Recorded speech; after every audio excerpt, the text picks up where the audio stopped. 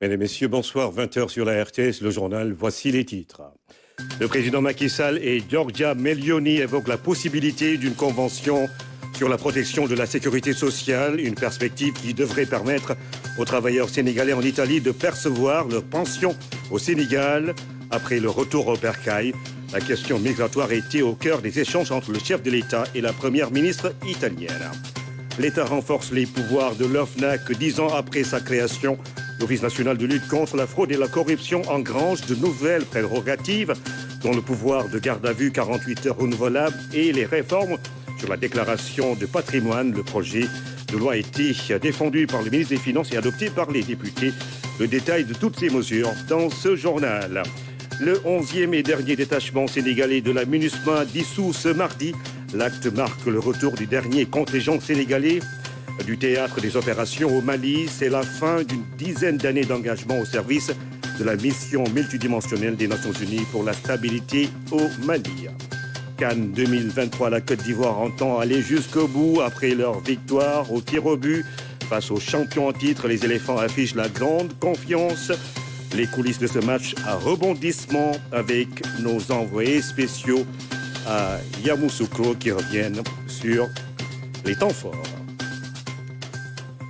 Bienvenue à tous. Sommet Italie-Afrique, le président Macky Sall s'est entretenu avec la première ministre Giorgia Meloni. Parmi les sujets abordés, une convention sur la protection de la sécurité sociale qui permet aux travailleurs sénégalais d'Italie de pouvoir percevoir leur pension au Sénégal une fois de retour au pays. D'autres sujets d'intérêt commun ont été évoqués avec justement la première ministre italienne. Le reportage de nos envoyés spéciaux Mamadou Belem et Oumar Niega.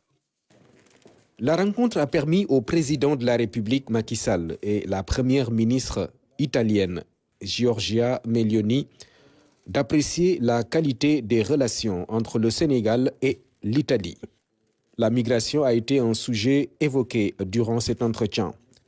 Le chef de l'État a abordé la protection des droits des travailleurs migrants en situation régulière. Le Sénégal entend négocier avec l'Italie une convention sur la protection de la sécurité sociale qui permet la portabilité des droits sociaux, en particulier les pensions de retraite. C'est pour que les travailleurs qui cotisent à la retraite puissent être payés s'ils rentrent au Sénégal sans avoir à se déplacer en Italie. Le président de la République Macky Sall et la première ministre italienne ont aussi échangé sur la nécessité d'une transition énergétique juste et équitable et sur l'investissement en Afrique avec le soutien des mécanismes financiers appropriés. Des sujets qui ont été abordés durant ce sommet entre l'Afrique et l'Italie. Une deuxième usine de dessalement d'eau de mer en vue. L'idée a été évoquée lors d'une audience que le chef de l'État a accordée au président directeur général de Aqua Power, une société saoudienne qui évolue dans ce domaine. Marco Arceli sera prochainement à Dakar pour le suivi de ce projet. Le voici à sa sortie d'audience. Je viens d'avoir une séance de travail très fructueuse avec M. le Président de la République. Je suis de Aqua Power. Nous avons en projet l'installation d'une usine de dessalement des eaux de mer pour la consommation, avec une capacité prévue de 400 000 mètres cubes d'eau par jour. Nous sommes très en avance sur les négociations et nous pensons que dans quelques semaines, nous pourrons venir signer les documents finaux pour la mise en place du projet. Nous sommes très satisfaits du niveau de coopération et de collaboration avec le Sénégal.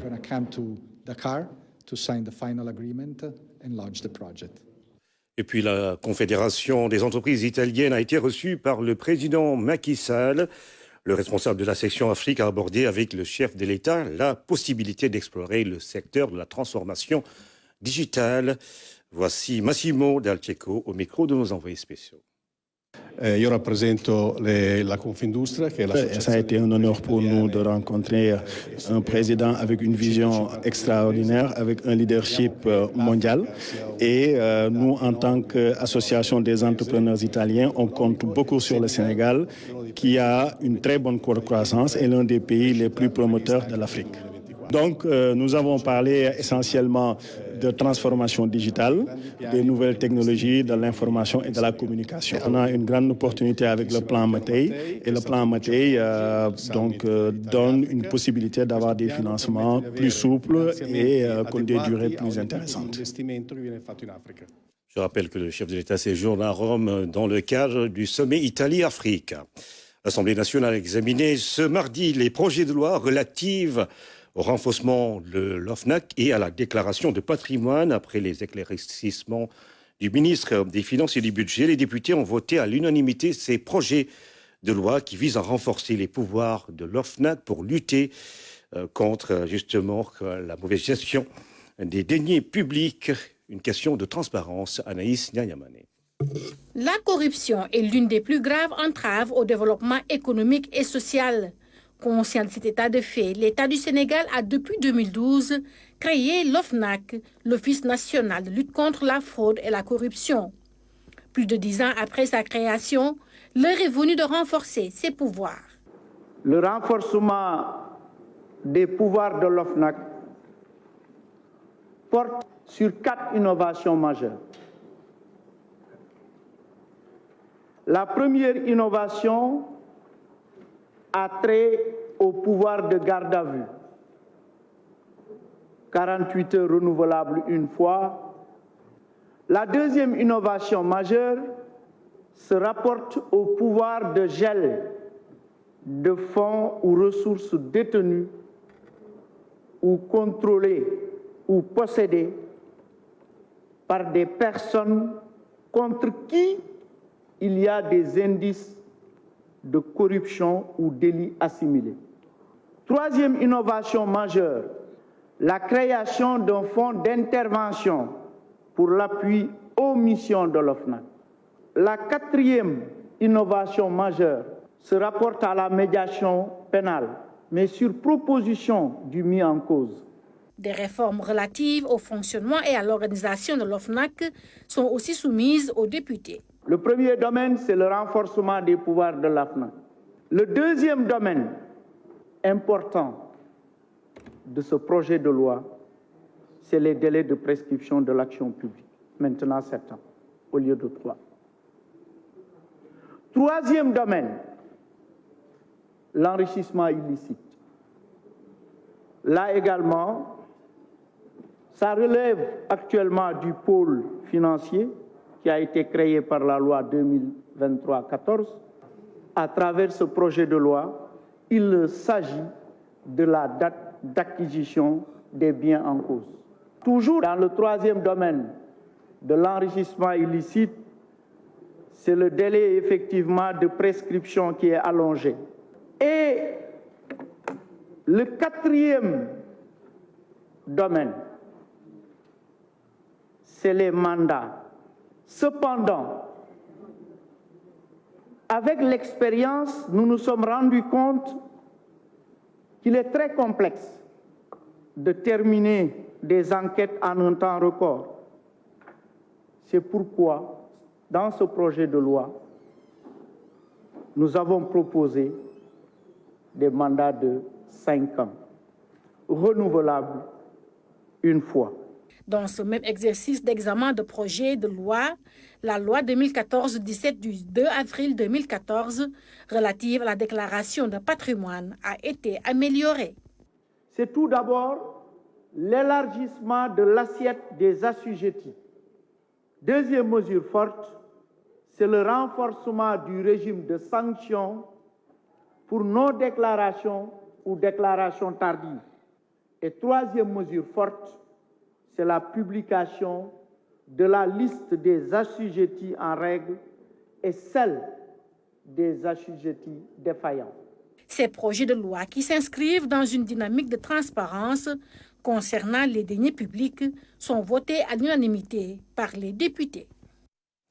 Le ministre de l'Intérieur a procédé à l'inauguration d'un nouveau cantonnement dans la ville de Mbour. Il porte le nom de feu colonel Mayata Ndiaye du groupement mobile d'intervention.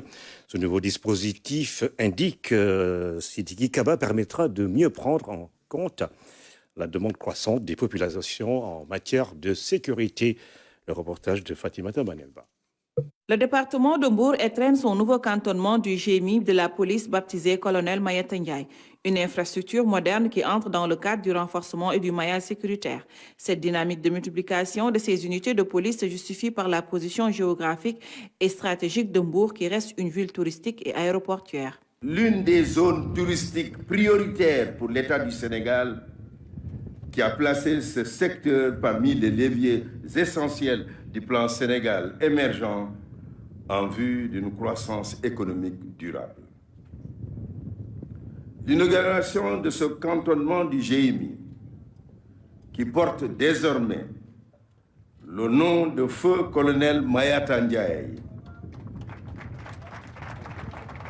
vient confirmer l'option de l'État du Sénégal de sécuriser non seulement les zones touristiques, mais aussi les populations locales et leurs biens sur l'ensemble du territoire national. La recrudescence de l'insécurité est devenue aujourd'hui la préoccupation la mieux partagée au niveau national comme international.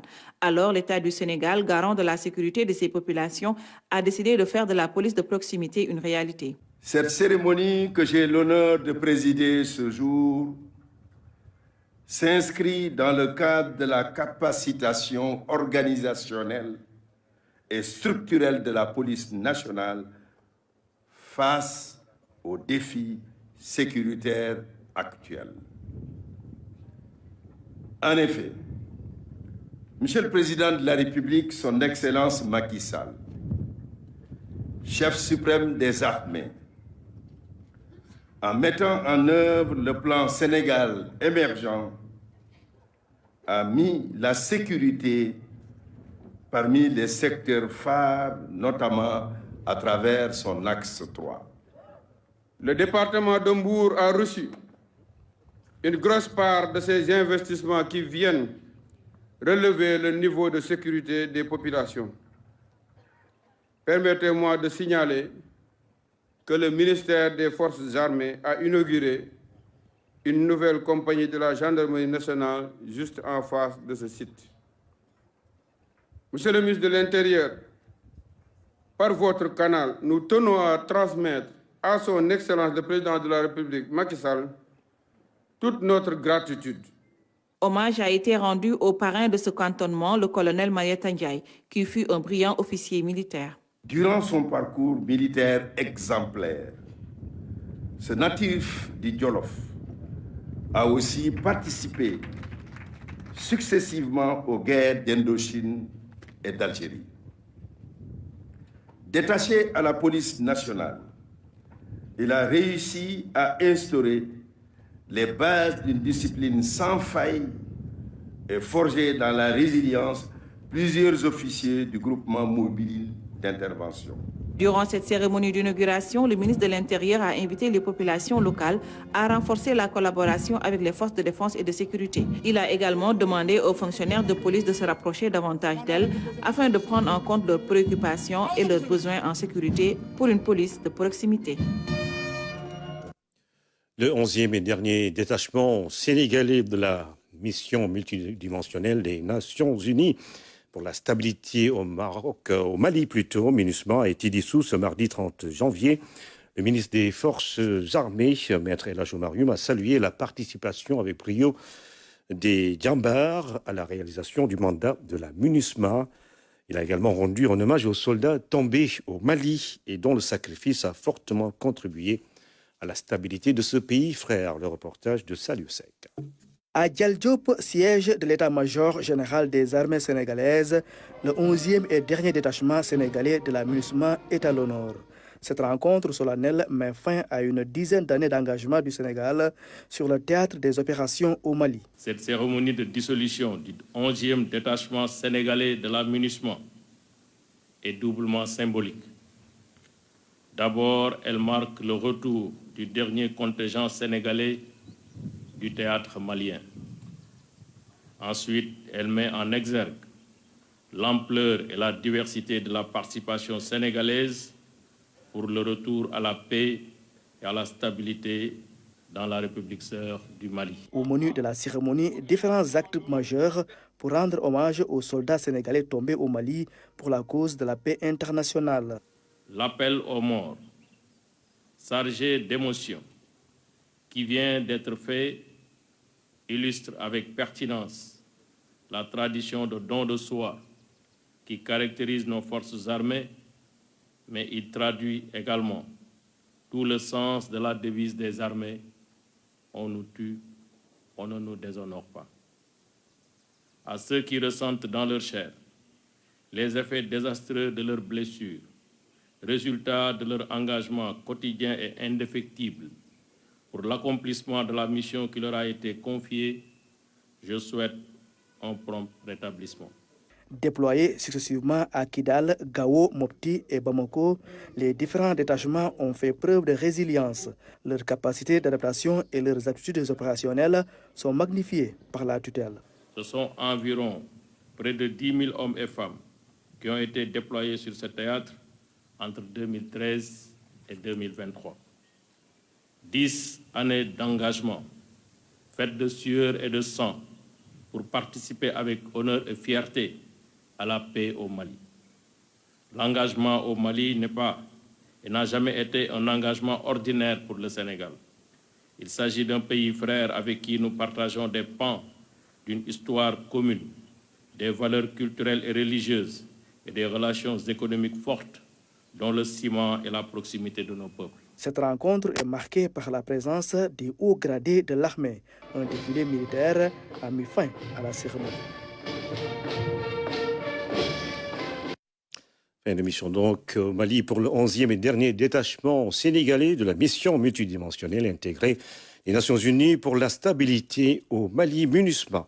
Et puis ce drame, un effondrement d'un immeuble de 3 étages à Hariala. C'était aux environs de 0h. 17 victimes, dont 12 blessés et 5 morts. Au dernier bilan, la partie de l'immeuble effondré était en réhabilitation. Les informations sont données par le gouverneur de Dakar qui était présent sur les lieux pour voir le déroulement des opérations des sapeurs-pompiers qui ont déployé 21 engins pour justement secourir les victimes. Le Fonds souverain d'investissement stratégique, le Fonds 6, lance Oyas Capital, un fonds créé en partenariat avec la coopération allemande d'un montant de 50 milliards de francs CFA. Il est destiné à faciliter l'accès au financement en capital pour les PME sénégalaises, stimuler la croissance économique et ainsi impacter durablement la création d'emplois et de richesses. René Léon Fonseca. Dans un élan novateur, Oyas Capital se positionne en tant que catalyseur dynamique au sein du paysage économique. Sa mission ambitieuse, transformer les PME à fort potentiel en véritables champions nationaux. Faire en sorte que dans l'écosystème de la PME, qu'il puisse y avoir de véritables champions très robustes qui utilisent le capital investissement pour se développer. La différence fondamentale entre cette intervention et l'intervention par la dette classique, SIF, en tant que gestionnaire, utilise Oyas pour entrer dans le capital des PME et partager à la fois la rentabilité et le risque. En plein cœur de la 3e phase du plan Sénégal émergent, Oyas se révèle être bien plus qu'un simple instrument financier. C'est un des piliers de la transformation structurelle au Sénégal. L'accompagnement se fait dans l'investissement, évidemment, dans différents secteurs qui ont été retenus et qui permettent de booster la transformation structurelle du Sénégal, qui est un élément clé du plan Sénégal émergent et décliné dans le plan d'action prioritaire numéro 2 et récemment dans le plan d'action prioritaire numéro 3 qui donne au secteur privé plus de 4 000 milliards d'investissements et qui nécessite des instruments tels qu'Oyas, qui signifie en sérère semer. Et donc nous allons semer des graines d'investissement dans les PME. Né d'une collaboration entre le Fonds 6 et la coopération allemande via la KfW, ce fonds illustre parfaitement une coopération en action et s'inscrit dans le cadre du Compact WIF Africa et soutenu par la Banque mondiale. Nous sommes convaincus qu'une symbiose d'engagement public-privé est la clé pour un développement économique fort et durable. Et nous sommes contents d'avoir trouvé, avec FONSIS et SIF, un partenaire très fort et engagé qui incorporera tant la dimension économique que l'aspect de durabilité.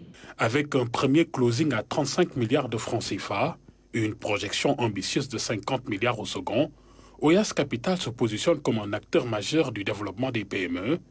Les tickets d'investissement, variant entre 200 millions et 2,6 milliards de francs CFA, sont conçus pour répondre précisément aux aspirations des PME en plein essor. L'incubateur d'entreprises culturelles Mamadou Koné est né. Il s'agit du premier modèle public mis à la disposition des acteurs du dit secteur. Cet outil d'appui et de renforcement de capacité des porteurs de projets va mobiliser plus d'1 milliard de francs CFA au Mokal Somsal. Un incubateur public d'entreprises culturelles, une première au Sénégal. L'objectif est d'offrir à ces nombreux porteurs de projets l'assistance qu'il faut à la réussite de leurs initiatives. Pour une valeur de 1,3 milliard pour démarrer, il va servir de haut lieu de sélection, de pré-incubation, d'incubation, de formation, de renforcement de capacité, d'encadrement, d'orientation, mais également de coaching de porteurs de projets, d'entreprises culturelles, à l'effet de pouvoir faire éclore leur talent, réussir, booster la croissance, mais également créer des richesses et des emplois en étant autonome. Je suis persuadé que l'impréparation des entrepreneurs, jeunes entrepreneurs, dans la gestion de leur projet est parfois un facteur d'échec. Et c'est pour agir en amont que nous avons voulu mettre l'accent sur la préparation. Je pense que ça vient à point nommé. Aujourd'hui, les industries culturelles et créatives, je veux dire, sont à l'intersection d'opportunités de création d'emplois, de génération de revenus, mais surtout de développement tout court pour nos nations en Afrique. C'est très important qu'un ministère de la Culture, au travers de sa direction des arts, puisse penser mettre en place un incubateur qui d'ailleurs s'appelle Dalouk Kheltou Akkom, qui prend en charge la stratégie et toute la logique créative, mais aussi la génération de revenus, donc l'économie. La promotion des industries culturelles et créatives, une priorité dans les politiques publiques. Dans cette dynamique, les acteurs pourront compter sur d'autres mécanismes de financement. Quand le président de la République nous a demandé de faire la phase 3 du plan Sénégal émergent, nous avons, parmi les 32 projets phares que nous devons mettre dans les 10 ans à venir, on a mis les industries créatives et culturelles comme un projet phare. Je pense que l'incubateur qu'on vient d'inaugurer, pour qu'il puisse aussi prendre une nouvelle dimension, il est important, et le boss va accompagner, de créer des liens avec d'autres structures de financement aujourd'hui de l'État, comme la DER, comme la BNDE, comme aussi le FONGI pour la garantie, parce qu'il ne s'agit pas seulement de former. Avec la culture tout court, le président a donné les ressources et les moyens d'action pour pouvoir agir convenablement, même si les défis sont encore à relever et à relever. En 10 ans, il a fait passer du simple au double le budget du ministère de la Culture. Pour l'année 2024, ils seront 30 porteurs de projets après une sélection à suivre la session de pré-incubation de 3 mois. Et pour la deuxième phase qui va durer 6 mois, les 15 meilleurs projets seront retenus. Ils ont fini leur formation et peuvent maintenant recevoir leur attestation. Ils sont journalistes, web journalistes, techniciens et photojournalistes. Une cérémonie a été organisée pour la remise justement de ces diplômes. Elle a réuni cette cérémonie pour cette 4e fois, 4 promotions. C'était à la maison de la presse Babacar Touré, Mansour Dian et Ibrahim Mandang. Après 10 mois de formation, les bénéficiaires du fonds d'aide à la presse ont reçu leur parchemin. Devant leurs proches, professeurs et des acteurs des médias, le CC a tenu à les honorer. Des attestations qui ont contribué au renforcement de leurs capacités en tant que professionnels des médias. C'était très intéressant de faire la formation. Donc, on est technicien des médias depuis une dizaine d'années. En allant à cette formation, nous avons pu découvrir d'autres choses, d'autres aspects de la formation pour savoir qu'il ne faut pas se caser pour dire qu'on a fait des formations, mais il faut faire des recyclages, des renforcements de capacités pour pouvoir augmenter les connaissances et les aptitudes. Cette cérémonie a été aussi une tribune pour porter un plaidoyer. Ces jeunes qui abattent un travail de titan dans les rédactions sont de ce fait sujets à la corruption, au trafic d'influence et à tous les fléaux auxquels un journaliste digne de ce nom ne doit pas faire face. Ces jeunes, pleins de potentiel, doivent trouver un terrain de prédilection à leur engagement et à l'éclosion de leur talent. Après avoir salué l'engagement et le courage des auditeurs et auditrices du Fondé de la Presse, dont certains sont des pères ou des mères de famille, le directeur du CECI leur a lancé un message. Les exhorter à œuvrer dans les règles de l'art. Vous savez, aujourd'hui, le journalisme, les journalistes se sont attaqués de toutes parts, ce n'est pas seulement au Sénégal. Et je pense qu'aujourd'hui, celui qui fait son travail, s'il le fait dans les termes indiqués par la profession, par rapport à ce qu'il a appris, mais également par rapport à ce que le terrain lui exige, je pense que ce travail-là peut être profitable pour lui et pour la société. Partenaire du CECI dans cette formation, le ministère de la Communication se réjouit de l'intégration du numérique dans les modules. Le présent et l'avenir de la presse, aussi bien sur le plan professionnel que managérial, s'écrivent inéluctablement avec le numérique. D'où la nécessité pour les entreprises de presse d'investir dans le renforcement de leurs capacités par la formation continue. Cette nécessité est prise en compte par le CESTI. Les enseignements intègrent le numérique et touchent divers acteurs. Avec cet apprentissage, ces professionnels de la presse se retrouvent ainsi mieux outillés pour évoluer dans un milieu en perpétuelle mutation. Des professionnels de l'information, nous en retrouvons à Yamoussoukro avec justement Ibrahima Mboup qui nous décrit justement le départ des Lions du Sénégal de cette ville de la Côte d'Ivoire après l'élimination des Lions de la Teranga. Voici son reportage. Après 22 jours en terre ivoirienne, les Lions du Sénégal quittent Yamoussoukro.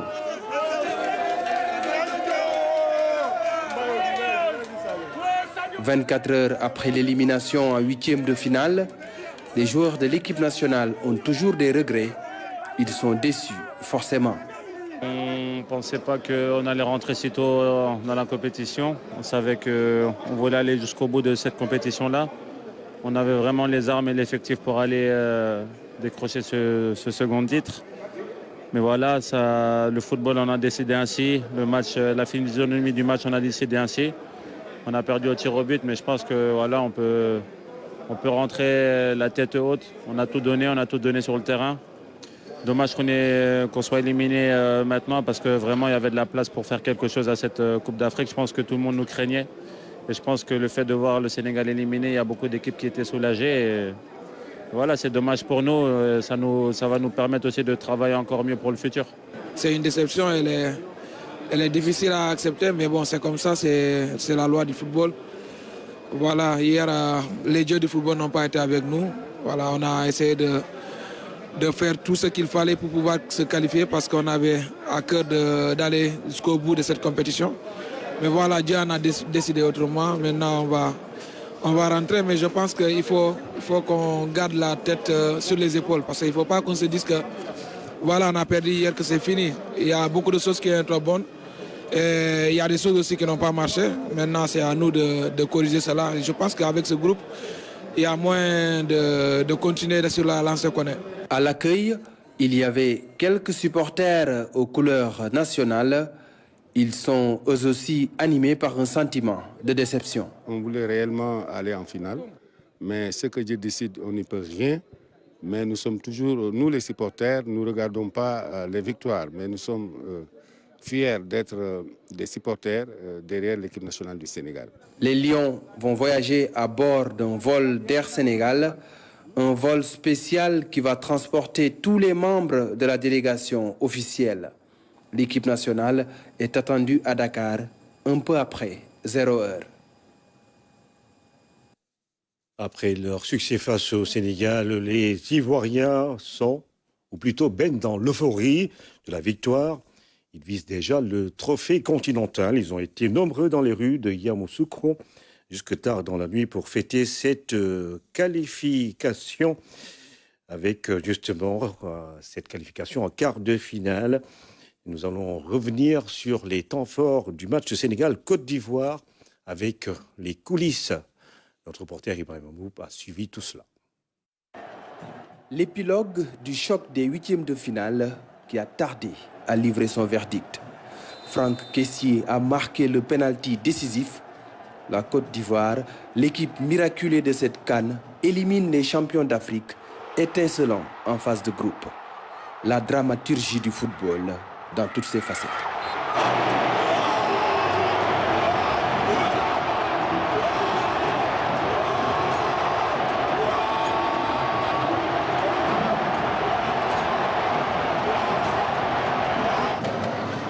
Et pourtant, le scénario rêvé s'est produit en début de partie avec ce but d'Habib Diallo qui fait se lever les photographes.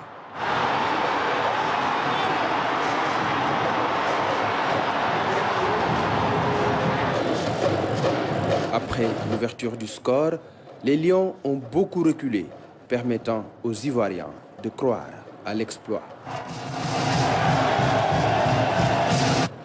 Dans le match, beaucoup de faits de jeu. Sadio Mané l'a échappé belle après un tacle non maîtrisé sur Ibrahim Sangaré.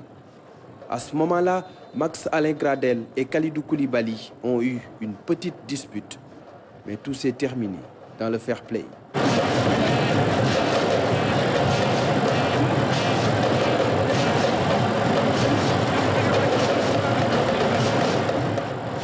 Aliou Cissé, lui, s'agace dans sa zone technique. Il demande au bloc de remonter. Emers Faé, de son côté, demande de la patience. Après le pénalty refusé à Ismaïla Sarr, Aliou Cissé est dans tous ses états.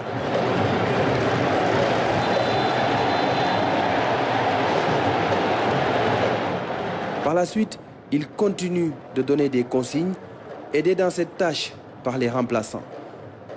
À un moment donné, le sélectionneur national supplie même un de ses défenseurs de jouer simple.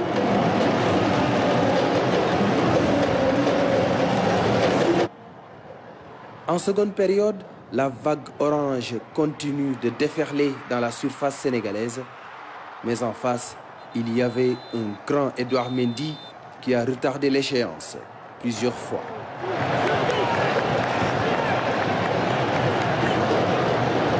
Cissé sait que sa défense est en difficulté.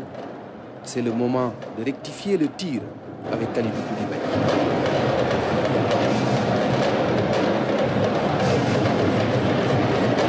Côté ivoirien, Seko Fofana est remplacé. Il refuse de saluer Guy Demel, l'adjoint d'Emers Faé. Fofana est frustré et ne l'a pas caché. À force de pousser, les éléphants obtiennent un penalty un peu après la 80e minute. Les Ivoiriens mettent la pression sur l'arbitre gabonais. Il accorde le penalty. Sadio Mané donne des indications à Mendy et galvanise les autres.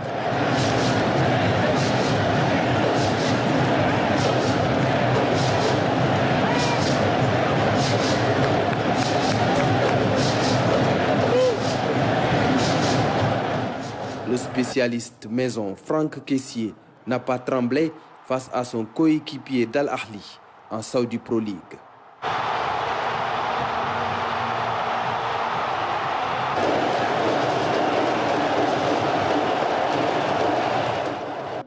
Les Ivoiriens reviennent de très loin. Après 120 minutes de combat, Lions et éléphants sont départagés par ce que Christophe Duchiron surnomme le jugement dernier des footballeurs, l'épreuve fatidique des tirs au but. Moment de stress et d'intense pression. Sadio Mané est à l'écart du groupe, tendu mais soulagé quand les Lions marquent. Moussa Niakhaté est le seul joueur sénégalais à avoir raté son penalty.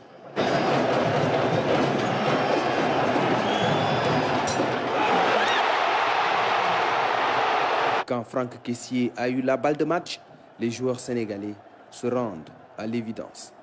Ils sont sur une corde raide. Nicolas Jackson ne veut rien voir. Dans l'exercice, Kessié est chirurgical. La résurrection des éléphants a eu lieu à Yamoussoukro. Le miracle s'est produit.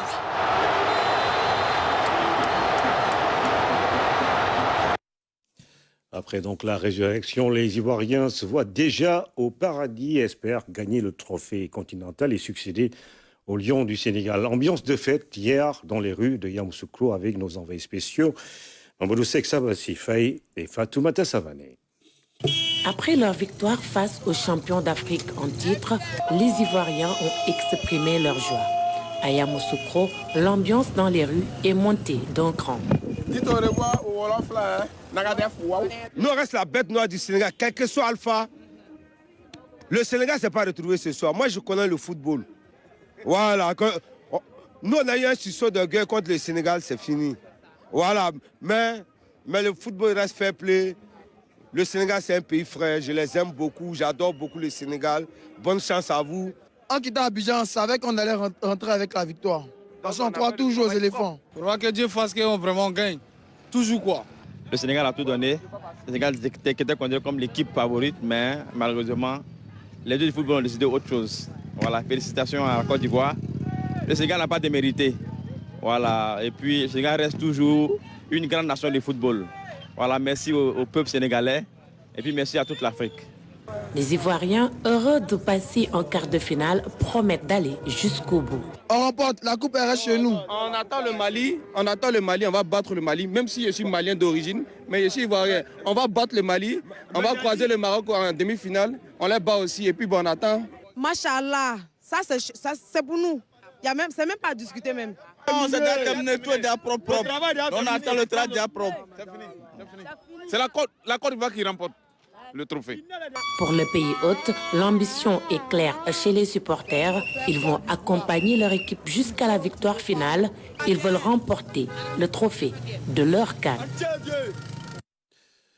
Allez, nous retrouvons nos envoyés spéciaux à Yamoussoukro, à Tierno Dramé. Et là, bonsoir. On ne va pas parler de la fête à Yamoussoukro, c'est déjà vu. Mais au sein de la tanière de la communauté sénégalaise, comment est-ce qu'on a vécu ce lendemain de défaite qui n'était pas très attendue par le peuple sénégalais? Oui, les Sénégalais se sont réveillés groggy par cette défaite face à la Côte d'Ivoire. C'est vrai que c'était à l'entame du match. Je pense que beaucoup pensaient que ça allait être un carton pour les Lions du Sénégal, surtout avec cette entame de match où ils marquent dès la 3e minute. Malheureusement, à la fin, le rêve a tourné au cauchemar et ça s'est vu. Aujourd'hui, nous sommes dans les rues de Yamoussoukro. Il y a très peu d'animation. Les Ivoiriens, sans doute, sont en train de se reposer. Mais les Sénégalais, ceux qui avaient fait le voyage, on ne les voit pas dans les rues, comme ça a été le cas depuis 2 semaines maintenant. Ce qui veut dire que la déception, elle est là. Après tout cet espoir brisé, donc face à une équipe ivoirienne qui avait énormément de force, d'ambition, qui était sur disons une dynamique derrière, avec le public derrière lui ici à Yamoussoukro. Donc c'est difficile, ils sont groggy ces Sénégalais. Après il y a tout le temps, sur toutes les bouches, il y a ces pénaltys non sifflés, ces faits de jeu, les décisions arbitrales controversées, même s'il y en a une en faveur du Sénégal et une autre en notre défaveur, et certainement cette décision-là, c'est elle qui fait la décision en fin de compte. Mais c'est très dur, mais comme on dit, mais il va falloir se relever simplement et continuer. Alors les joueurs, on les a vus, sont quand même aussi déçus que les supporters sénégalais. Est-ce que vous avez pu constater chez eux un certain regain de confiance pour rebondir comme au Lyon pour les prochaines compétitions? Oui, dans les discours, c'est ça. Dans les discours, notamment celui de Krépin Diatta ou même Idrissa Gana Gueye, il va falloir continuer à travailler. De toute façon, on n'a pas le choix. Il y a un statut aujourd'hui, on perd l'étoile, mais on garde quand même le statut de Grand d'Afrique. Il va falloir continuer à travailler. Aujourd'hui, cette Coupe d'Afrique-là, certainement, va rester dans les annales parce que tous les grands, quand on dit grands, c'est les pays qui ont remporté la CAN, ceux qui étaient à la Coupe du Monde. Toutes ces équipes-là sont éliminées Alors, que vont-elles faire? Est-ce qu'elles vont garder les bras croisés, s'asseoir sur leur déception et se lamenter? Non, il va falloir simplement se relever. Le Sénégal, on le dit, on le répète, je vais mettre un point sur la publication de Lamine Camara qui, dans une de ses pages sur les réseaux sociaux, a rappelé que l'objectif était d'aller chercher ce deuxième sacre, de l'offrir au peuple sénégalais. Mais la déception, elle est là. Mais il va falloir se relever. Nous allons nous relever, continuer le travail pour nous battre, pour aller chercher d'autres trophées. Donc c'est le maître mot au sein de l'équipe nationale du Sénégal. Passer cette défaite-là, elle est là. Maintenant, il faut l'oublier, tourner la page, se relever et continuer. Parce que la prochaine échéance, c'est dès mars avec les éliminatoires de la Coupe d'Afrique au Maroc qui vont redémarrer. Donc il n'y a pas de place au doute. Surtout qu'il y a une relève qui s'est installée au sein de la tanière et qui donne espoir. Alors Thierno, une dernière question. Comment est-ce que la presse locale en Côte d'Ivoire, sénégalaise ou ivoirienne ou internationale, a-t-elle analysé ce match-là?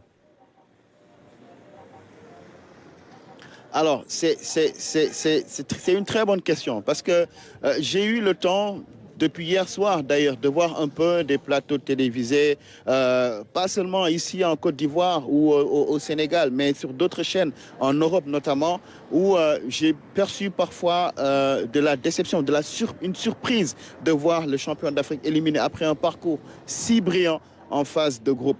Personne ne comprenait le jeu produit par le Sénégal. Ce n'est pas tant la défaite en elle-même, puisqu'elle arrive avec la séance du tir au but, mais l'attitude des Lions du Sénégal que beaucoup ne comprenaient pas. Certains aussi ont posé le doigt sur les choix tactiques d'Aliou Cissé qui a tardé à réagir en deuxième période, voyant son équipe en difficulté. Mais après, c'est une analyse qu'Aliou Cissé lui-même a fait. On n'a pas joué notre football, on n'a pas su exploiter les espaces, on n'a pas su trouver nos attaquants dans les bons espaces. Et c'est à peu près ce qui est ressorti un peu au niveau de la presse. Mais je retiens une phrase que quelqu'un a dit. Même le banc du Sénégal était meilleur sur le papier que le 11 type ivoirien. Malheureusement, sur le terrain, ça ne s'est pas vu. Emerse Faé a tenté un coup tactique qu'il a réussi. Aliou n'a peut-être pas pu réagir au bon moment ou en tout cas n'a pas su trouver les mots pour remobiliser son équipe. Parce qu'en fin de compte aussi, on a souvent l'habitude de pointer du doigt l'entraîneur, mais quelque part, les joueurs ont aussi leur part de responsabilité. Parce qu'Emerse Faé a dit que ces joueurs ont joué en hommes et malheureusement, nos joueurs, peut-être dans ce match-là, ont manqué de caractère. Ils ont trop subi ce qu'ils n'avaient pas l'habitude de faire.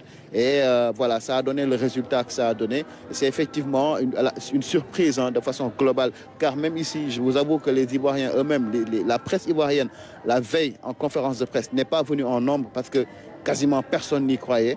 Et à la fin du match, en salle de conférence de presse, ils ont applaudi Emerse Faé parce qu'eux-mêmes, je pense, étaient tout aussi surpris de voir la Côte d'Ivoire sortir le Sénégal.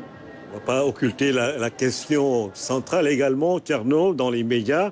On parle beaucoup de l'arbitrage africain dans ce genre de compétition et ces matchs de qualification pour le tour suivant. Ouais, et vous avez vu, même sur le match aujourd'hui avec le Maroc, il y a une petite polémique sur un penalty qui n'aurait pas été sifflé. C'est quasiment la même situation qu'Ismaël Sarr hier, même si aujourd'hui quand même la faute est moins évidente que lors du match d'hier. Maintenant, c'est vrai, c'est une question qui va revenir. Les arbitres africains sont-ils au niveau du football africain en général? C'est une vraie question parce qu'on ne peut pas parler de manque d'infrastructures. La VAR est là présente. Aujourd'hui, personne ne comprend pourquoi l'arbitre n'est pas allé voir pour se faire une idée. Parce qu'il y a deux situations dans la VAR. Il y a la situation où c'est l'arbitre VAR qui appelle l'arbitre central, lui demande d'aller voir. Mais l'arbitre central aussi peut, en cas de doute, dire « Donnez-moi les images que je puisse voir ». Malheureusement, ça n'a été ni l'un ni l'autre et personne ne comprend. Donc il y a un gros travail à faire et c'est dommage parce que la CAF cette année avait misé sur des arbitres plus jeunes pour leur permettre justement de progresser rapidement, d'engranger un maximum d'expérience pour pouvoir arbitrer justement les grands rendez-vous, voire même aller représenter l'Afrique en Coupe du Monde. Mais il est clair que sur ce qu'on a vu hier en tout cas, et même dans d'autres situations, les arbitres ont beaucoup de progrès à faire à ce niveau. Bien sûr, merci Elhadji Thierno Dramé pour cette analyse en direct de Yamoussoukro. On va vous souhaiter bon vent. On ne sait pas quand est-ce que vous allez nous revenir, mais restez comme vous voulez parce que vous êtes également un de ces reporters très en vue dans cette Coupe d'Afrique des Nations, de même que les autres, Ibrahim Mbou, Fatoumata Savané et Sarah Louya par moment. Merci à vous, à toute l'équipe de la RTS déployée en Côte d'Ivoire. Mali, Burkina, 2-1. Les Aigles ont dominé les étalons après justement un match qui a été disputé âprement. Nous reviendrons sur les images de ce match qui qualifie le Mali en quart de finale de cette CAN. Le Maroc est éliminé ce soir de la CAN. Les Lions de l'Atlas sont battus par l'Afrique du Sud par 2-0. Résumé du match avec Amadou Diallo. Surprise générale pour les Marocains, performance exceptionnelle pour les Sud-Africains. L'Afrique du Sud élimine le Maroc et s'ouvre les portes des quarts de finale. Les Bafana Bafana ont battu les Marocains par 2-0. Dans ce match, Marocains et Sud-Africains ont été disciplinés défensivement, mais ont galéré dans le secteur offensif. Dans les arrêts de jeu de la première période, Ounahi décale Amala, mais le milieu rate sa frappe. Peu avant, Adli est balle au pied dans la surface. Il se fait reprendre par Kekana. C'est à la 57e minute de jeu que Magopa donne l'avantage à l'Afrique du Sud. Il se trouve face à Yassine Bounou et met le ballon entre les jambes du gardien marocain. Magopa est servi par Sitolé. 1-0 pour l'Afrique du Sud. Le but des Bafana Bafana donne une autre tournure à la rencontre. Le Maroc est mené pour la première fois dans la compétition et doit réagir. Le match s'emballe avec des occasions de part et d'autre. Les Lions de l'Atlas sont de plus en plus entreprenants. Les Sud-Africains résistent et gênent les Marocains sur le plan physique. 83e minute, la reprise d'El Kabi est contrée de la main. L'arbitre accorde le penalty après consultation de la VAR. Hakimi se charge de le tirer. Il trouve la barre transversale. L'Afrique du Sud mène toujours 1-0. Les Marocains assiègent presque le camp des Bafana Bafana. Les Sud-Africains se montrent solides malgré les assauts des coéquipiers d'El Kabi. Dans les arrêts de jeu, Amrabat écope d'un carton rouge après sa faute sur Mokoena à la limite de la surface. Le Maroc est crucifié par ce coup franc magistralement tiré par Teleho Mokoena. Il envoie le ballon en pleine lucarne. Yassine Bounou est battu. Le Maroc est mené 2-0 par les Bafana Bafana à 4 minutes de la fin du temps additionnel. La messe est dite, le Maroc quitte la CAN au stade des huitièmes de finale. La première équipe en Afrique au classement FIFA est balayée par l'Afrique du Sud. Les Bafana Bafana sont qualifiés en quart de finale de la Coupe d'Afrique des Nations. Ils vont y croiser le fer avec le Cap-Vert. Le Maroc qui concède sa deuxième défaite face au Bafana. Bafana, encore une surprise dans cette CAN. Contre toute attente, le Maroc a été éliminé par l'Afrique du Sud en 90 minutes. Le Maroc, demi-finaliste du dernier mondial, était favori, mais la vérité du terrain a été tout autre. Zou sans Lion, c'est une chronique signée Oumar Diawa. Cette édition de la CAN n'a assurément pas réussi aux Lions. Ils sont tous out, à commencer par ceux du Cameroun, domptés par les Aigles du Nigeria. Ensuite, c'était au tour de ceux du Sénégal, sortis par des éléphants de Côte d'Ivoire, qui n'ont dû leur salut qu'au Maroc. Et voilà la récompense. L'Afrique du Sud sort les Lions de l'Atlas, mettant à terre les premiers demi-finalistes à la Coupe du Monde d'un pays africain. Belle performance des Bafana Bafana qui, par moments, ont plié sans jamais rompre. Un match n'est jamais joué d'avance, ni gagné, ni perdu. La valeur sur le papier n'a pas grande importance. La vérité est sur le prêt. Ces huitièmes de finale ont été surprenants. Les léopards de la RDC ont gravi les pyramides d'Égypte et vaincu les pharaons. Ce qu'ils avaient fait la dernière fois, il y a un demi-siècle, en 1974, l'année de leur première qualification à la Coupe du Monde, la première d'une équipe du continent. On l'oublie parfois. Quant aux Aigles du Mali, ils ont neutralisé les vaillants étalons du Burkina Faso. Les rangs s'éclaircissent, beaucoup de favoris sont hors jeu. Tel un phénix, la Côte d'Ivoire se surprend à caresser le rêve d'être championne chez elle.